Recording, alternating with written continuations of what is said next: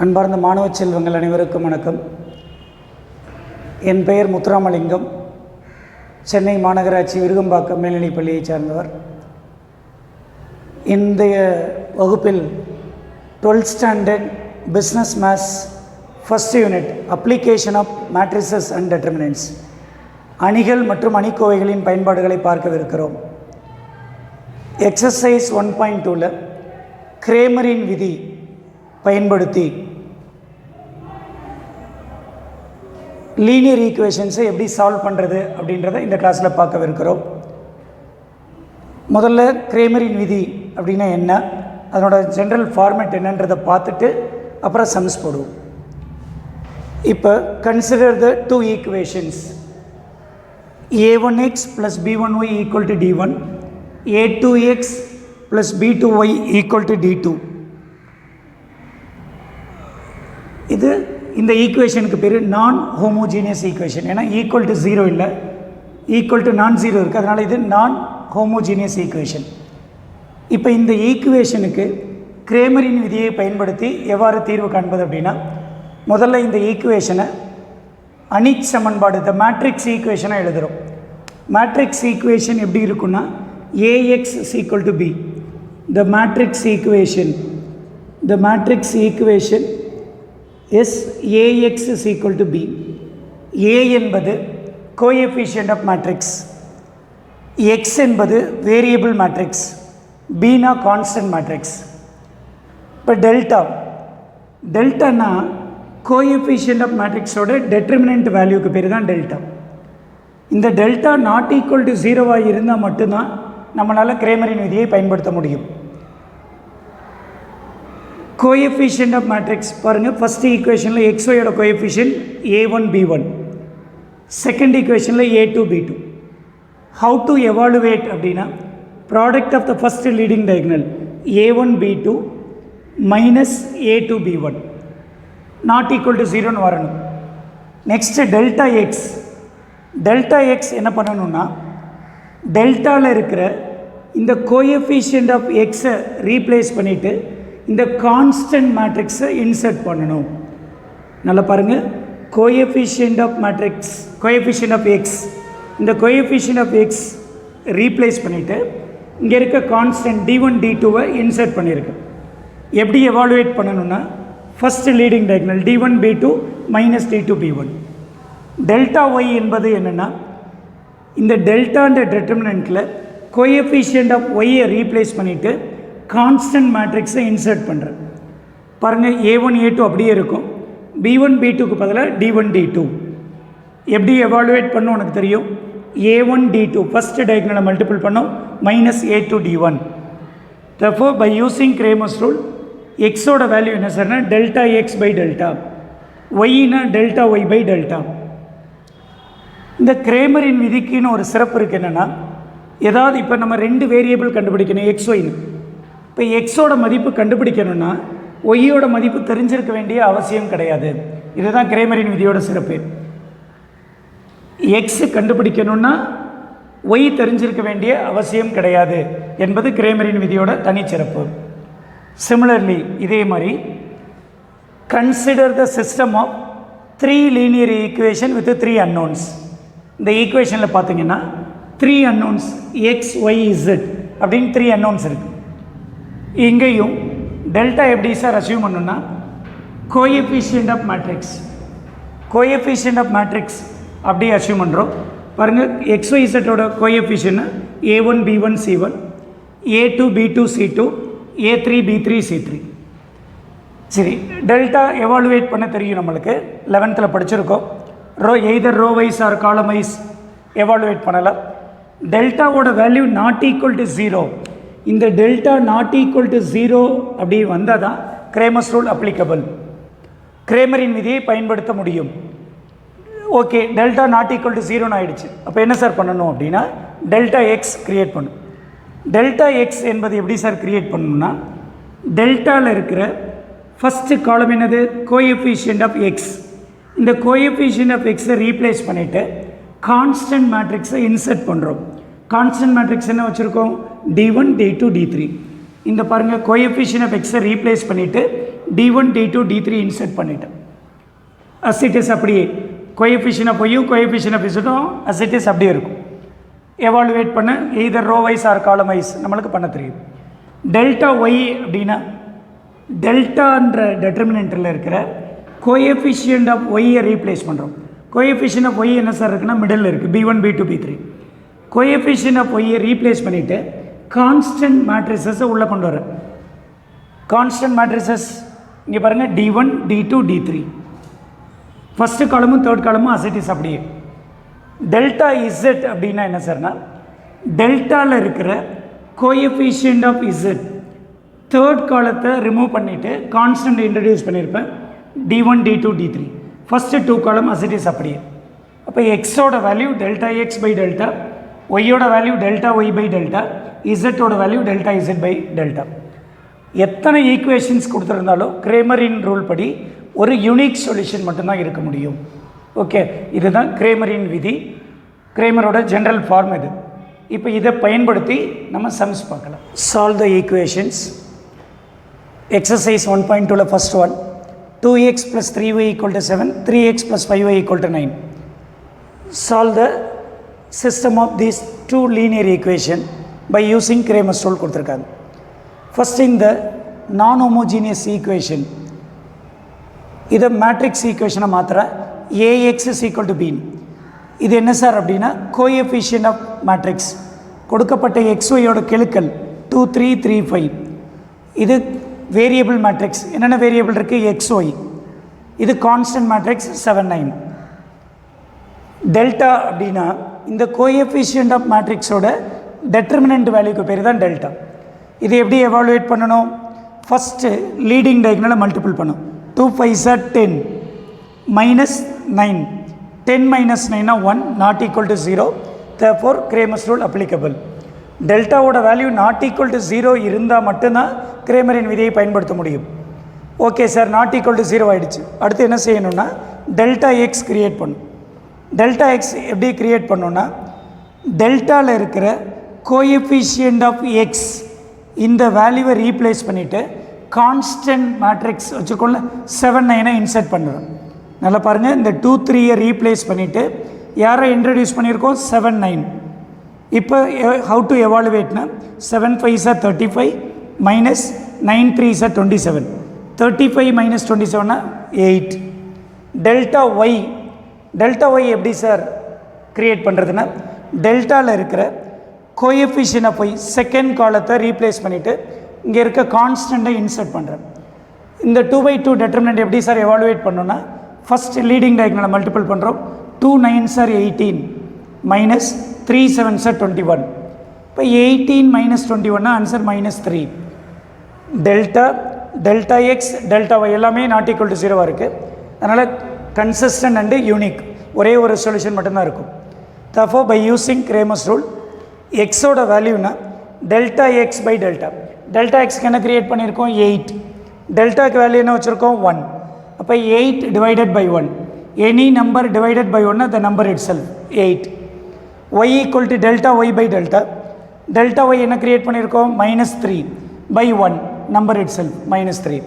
இப்போ இது க்ரியேட் பண்ணியாச்சு. எக்ஸோட வேல்யூ 8, ஒய்யோட value -3ன்றது unique solution.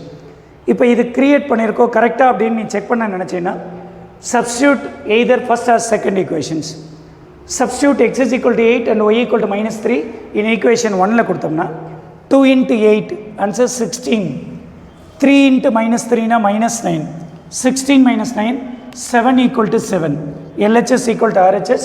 Therefore our answer is correct அப்படின்னு கன்ஃபார்ம் பண்ணிக்கலாம். ஓகேமா, எக்ஸசைஸ் 1.2ல ஃபஸ்ட் சம் பார்த்தோம். அது 2 வேரியபிள் இருந்துச்சு. இப்போ solve the system of 3 linear equation with 3 unknowns.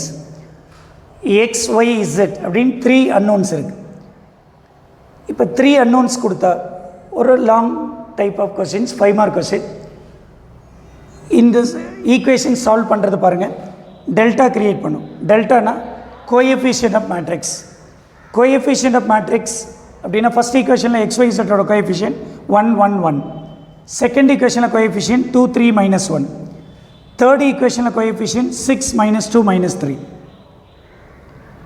இப்போ determinant evaluation தெரியும் 3/3க்கு. கோஎஃபிஷியன்ட் ஆஃப் மேட்ரிக்ஸ் பார்க்கும்போது சிம்பிள் போட தெரியும். ஃபஸ்ட்டு ப்ளஸ் மைனஸ் ப்ளஸ் இது மைண்டில் வச்சுக்கோங்க. First 1 பார்க்குறோன்னா delete the row column. அந்த ரோ அந்த காலத்தை விட்டுட்டு பார்த்தீங்கன்னா உள்ளே ஒரு 2/2 டெட்டர்மினன்ட் வரும். 1 ஃபஸ்ட் நம்பர் 1 பார்க்குறேன்னா அந்த ரோ அந்த காலம் மைண்டில் கொண்டு வராதிங்க. மீதி பார்த்தீங்கன்னா ஒரு 2/2 டெட்டர்மினன்ட் இருக்கும். 3 3s are 9, formula minus 2 1s are 2, -9 -2 minus 11, 1 11s are 11. Second number minus cofactor value பார்க்கும்போது -1 இன்ட்டு -1 ப்ரெசண்டாக இருக்கிற ரோ காலம் கன்சிடர் பண்ணாதீங்க. ரிமைனிங் 2/2 டெட்டர்மினன்ட் இருக்கும். 2 3s are -6, formula minus, here also minus, plus 6 6 - 6 0, 0 into anything 0. Third number +1 இருக்கிற ரோ காலம் பார்க்காத வேண்டாம். Remaining ஒரு 2/2 இருக்கும். 2 2s are -4, -18, இப்போ -22, -9 -2 -11, 0, -22, total -33. Delta not equal to 0, therefore Cramer's rule applicable. Delta x எப்படி சார் கிரியேட் பண்ணுன்னா கோஎஃபிஷியன்ட் ஆஃப் இந்த டெல்டாவில் கோஎஃபிஷியன்ட் ஆஃப் எக்ஸை ரீப்ளேஸ் பண்ணிவிட்டு இங்கே கொடுத்துருக்க இந்த கான்ஸ்டன்ட் மேட்ரிக்ஸை இன்சர்ட் பண்ண போகிறேன். பாருங்கள், இந்த 1 2 6 ரீப்ளேஸ் பண்ணிவிட்டு அங்கே என்ன கொண்டு வந்திருக்கேன், 6 5 -7. இந்த 1 2 6 ரீப்ளேஸ் பண்ணிவிட்டு 6 5 -7 இன்சர்ட் பண்ணிவிட்டேன். கோஎஃபிஷியன்ட் ஆஃப் ஒய்யும் கோஎஃபிஷியன்ட் ஆஃப் இசட்டும் அசிட்டிஸ் அப்படியே அங்கே என்ன இருக்கோ அது அப்படியே எழுதியிருப்போம். இப்போ பாருங்கள், எவாலுவேட் பண்ணணுன்னா either row wise or column wise. First plus, அடுத்து மைனஸ், ப்ளஸ் மைண்டில் வச்சுக்கோங்க. 6 பார்க்குறோன்னா அந்த ரோ அந்த காலம் பார்க்கக்கூடாது. ரிமைனிங் ஒரு 2/2 டெட்டர்மினன்ட் வேல்யூ தெரியும். எவாலுவேட் பண்ணுறதுனா first leading diagonal 3 3s are -9 -2, -11 ஆகிடும். 6 11s are 66. செகண்ட் நம்பர் பார்க்குறோன்னா -1, delete the row column, remaining 2/2 determinant. 5 3s are -15 -7 -22. next +1 பார்க்குறோன்னா அந்த ரோ அந்த காலம் விட்டுருங்க. ஒரு சப்மேட்ரிக்ஸ் 2/2 determinant தெரியும். 5 2s are -10 +21, இப்போ 21 -10 11, 22 + 11 33 -66 -33. டெல்டா ஒய் அப்படின்னா டெல்டாவில் கோஎஃபிஷியன்ட் ஆஃப் ஒய்யை ரீப்ளேஸ் பண்ணிடணும். 1 3 -2 எடுத்துகிட்டு பாருங்கள், 6 5 -7 கான்ஸ்டண்ட்டை இன்ஸ்டர்ட் பண்ணியிருக்கேன். அந்த அசிட்டிஸ் ஃபஸ்ட் காலமும் தேர்ட் காலமும் அப்படியே 1 2 6 இருக்கும். இங்கே 1 -1 -3 இருக்கும். எவாலுவேட் எப்பயும் போல் கோஃபேக்டர் மேட்ரிக்ஸை சிம்பிள் ஞாபகம் வச்சுக்கோங்க. ப்ளஸ் மைனஸ் ப்ளஸ் 1 பார்க்குறோன்னா அந்த ரோ அந்த காலம் மைண்டில் கொண்டு வராதிங்க. ரிமைனிங் 2/2 டெட்டர்மினன்ட் இருக்கும்.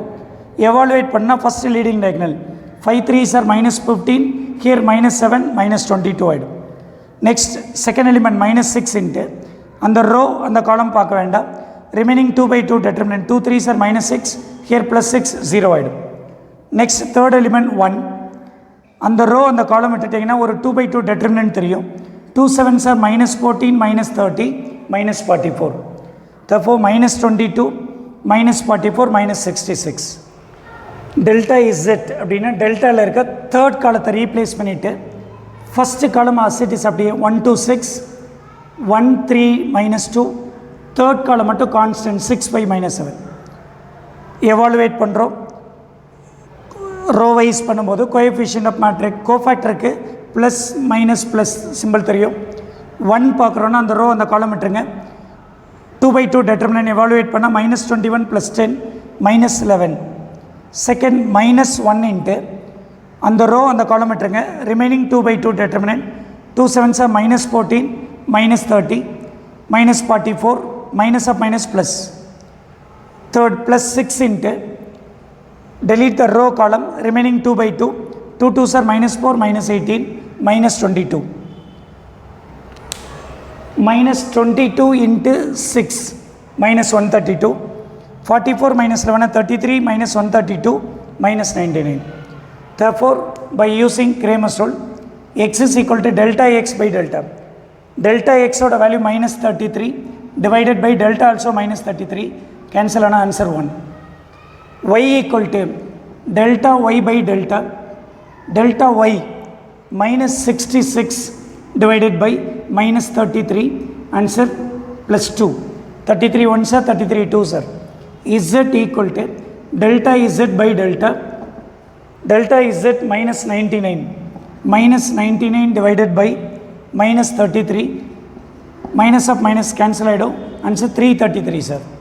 அப்போ what's the value of x is equal to 1, y equal to 2, z equal to 3.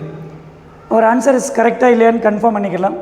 பாருங்க, ஃபர்ஸ்ட் ஈக்குவேஷனில் சப்ஸ்டியூட் பண்ணோம்னா put x is equal to 1, y equal to 2, z equal to 3. x plus y plus z, 1 plus 2 3, 3 plus 3 6. இங்கே answer LHS equal to RHS, therefore our answer is correct அப்படின்னு confirm பண்ணிக்கிறோம். இப்போ முன்னாடி exercise 1.2ல் first செம்மும் fourth செம் பார்த்தோம். அதெல்லாம் டைரெக்டாக கொடுத்துருந்தாங்க. சில நேரம் இப்படி கொஷின்ஸ் கொடுத்துருவாங்க ஸ்டேட்மெண்ட்டாக.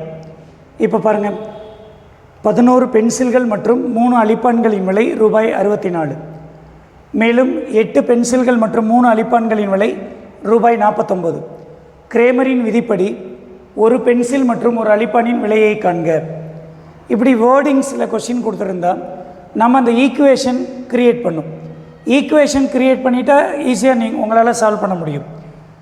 வார்த்தைகளை கரெக்டாக நல்லா ரீட் பண்ணி ஈக்குவேஷன் க்ரியேட் பண்ணும். இப்போ பாருங்கள், இங்கே என்னென்ன, ஒரு பென்சில் இருக்குது, அழிப்பான் இருக்குது. ஒரு பென்சிலின் விலை ரூபாய் எக்ஸ் என்க, ஒரு அழிப்பானின் விலை ஒய் என்க அப்படின்னு அசியூம் பண்ணிக்கிறோம். இப்போ 11 பென்சில் 3 அழிப்பான் கொடுத்துருக்காங்க. ஒரு பென்சிலோட விலை எக்ஸ்ன்னு வச்சுருக்கோம். இப்போ 11 பென்சிலோட விலைனா 11x. ஒரு அழிப்பானின் விலை ஒய் என்க. இப்போ 3 அழிப்பானா 3y. அப்போ 11 pencil 3 அழிப்பானா 11x + 3y equal to 64. First equation create பண்ணிடுறோம். அடுத்த இன்ஃபர்மேஷன் வரும், 8 பென்சில் மற்றும் 3 அழிப்பான். 8 பென்சில் அப்படின்னா 8x + 3y ஈக்குவல் டு 49. கொடுக்கப்பட்ட விவரங்களுக்கு சரியான ஈக்குவேஷன் க்ரியேட் பண்ணிட்டோம். இப்போ கிரேமரின் விதிப்படி தீர்க்கணும் இதுக்கு. அப்போ உனக்கு தெரியும், ஏற்கனவே சொல்லிட்டோம், அணி வடிவத்தில் இந்த சமன்பாடை அணி வடிவத்தில் எழுதணும். ஏன்றது கோஎஃபிஷியன்ட் ஆஃப் மேட்ரிக்ஸ், எக்ஸ் என்பது வேரியபிள் மேட்ரிக்ஸ், இது கான்ஸ்டன்ட் மேட்ரிக்ஸ். இப்போ டெல்டா அப்படின்றது கோஎஃபிஷியன்ட் மேட்ரிக்ஸோட டெட்டர்மினன்ட் வேல்யூ. இப்போ டெல்டா பார்க்குறேன் பாருங்கள், கோஎஃபிஷியன்ட் என்ன, 11 3 8 3. எப்படி எவாலுவேட் பண்ணுறது, ஃபஸ்ட்டு லீடிங் டயகனல் மல்டிபிள் பண்ணுறேன். 3 11s are 33 minus 8 3s are 24. 33ல் 24 போச்சுன்னா 9. Answer not equal to 0. கிரேமரின் விதியை பயன்படுத்த முடியும். therefore கிரேமரின் விதியை பயன்படுத்த இயலும். கிரேமரின் விதியை பயன்படுத்த இயலும்.